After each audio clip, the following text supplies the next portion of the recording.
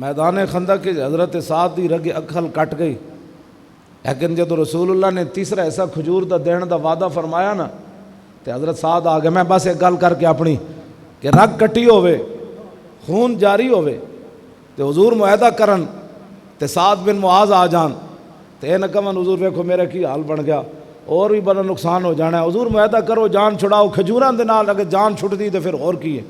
نہ جدو معاہدہ لکھیا جا چکیا اس دوران سعد بن معاذ آ گئے. ہن سعد بن معاذ گل کے کیتی، گھر بیٹھے جے ٹنگا کمن چلیا تے پاکستان دی بقا دے بھی مسئلے بن جاندے.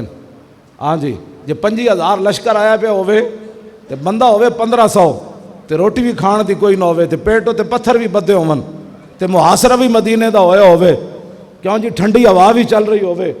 ہاں جی، تے نمازاں بھی رسول اللہ دیاں 4 قضا ہو جان. ان حالات پھر حالات وقت کا تقاضا کیا تھا کہ معاہدہ ہونا چاہیے، لیکن صحابہ تھے.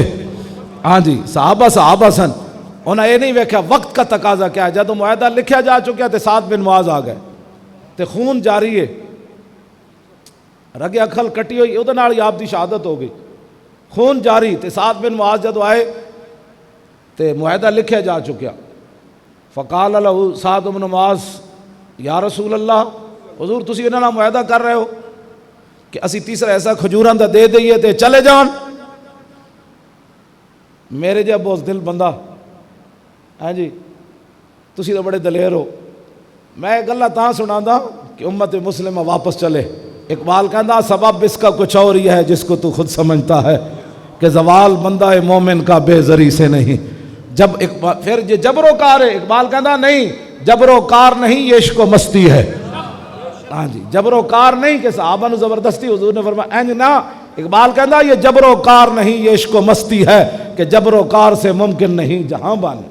ہاں جی، جمال عشق و مستی نیا نوازی، اور جلال عشق و مستی بے نیازی، اور کمال عشق و مستی ظرف حیدر، اور زوال عشق و مستی حرف راضی.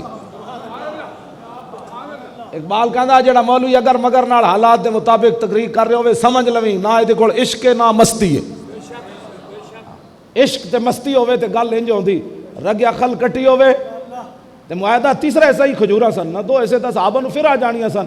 ایڈا وڈا جناب اتھے محاصرہ ہویا ویا تے سعد بن معاذ آ کے حضور نال عرض کی تھی، یا رسول اللہ قد کننا وہاؤلاء علی الشرک و عبادت الاوثان لا نعبد اللہ ولا نعرفہ وهم لا يطمعون ان ياكلوا من مديدنا تمرة الا بيعا الا قران او بيعا افحين اكرمنا الله بالاسلام وهدانا له وعزنا بك وبه نؤتي اموالنا والله ما لنا بهذا من حاجة ووالله لا نؤتيهم الا السيف حتى يحكم الله بيننا وبينهم.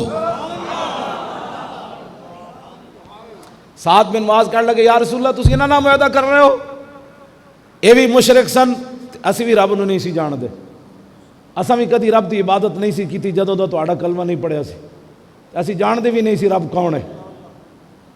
حضور اس ویلے ہم لا یطمعون کدی انہاں دے دل وچ خیال بھی نہیں سی آیا کہ ان یاکلوا من مدینتنا تمرتن کہ ساڈے شہر دی ایک کھجور مفت لے جان. ہاں ایک صورت سی کرانہ و بیان، اسی مہمانی دے طور تے کسی نو کھجور دیندے وہ ساڑی مرضی، یا خرید کے لے جاندے. حضور اس زمانے جدو اسی مشرک سی رب نو بھی نہیں جان دے سی تے اے بھی مشرک سن، حضور اس زمانے جے ساڑی ایک کھجور نہیں سن لے جاندے.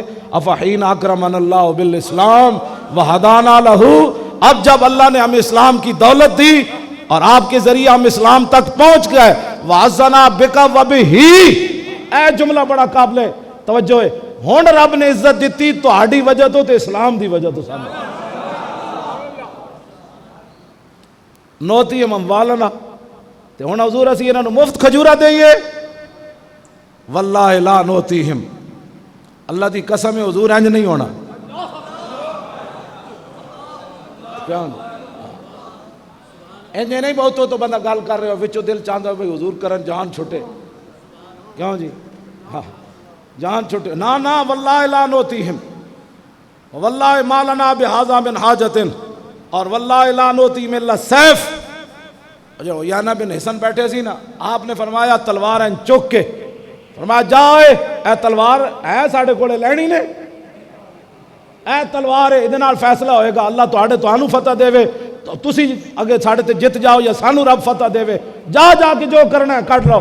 اور معاہدہ لکھو ہے اینڈ پھاڑ دیتا، حضور ہمیں اس کی ضرورت نہیں ہے، یہ اسلام ہے جس کی میں بات کر رہا ہوں۔